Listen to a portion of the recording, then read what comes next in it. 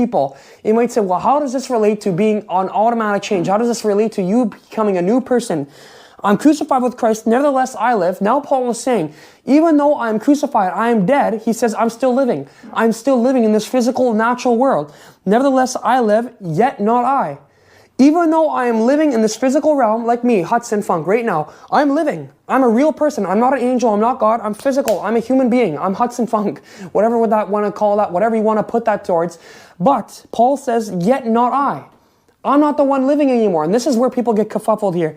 But Christ liveth in me, and the life which I now live in the flesh, I live by the faith of the Son of God who loved me and gave himself for me. Paul is saying that everything he was doing now in the physical realm, like me, Hudson Funk, the ability for me to be living now, for me preaching the word of God, for me this, showing the works and the honor and the power of God to heal people, cleanse the lepers of the sick, to lay my hands on the sick and they shall recover, to cast out demons and they shall flee. The ability for me to do that, the ability for Paul to do that, what he is saying here is yes, even though he is now living in the physical realm, it's not him living anymore. Paul was crucified with Christ. Paul, Apostle Paul, he wasn't a person. Apostle Paul wasn't a real person anymore.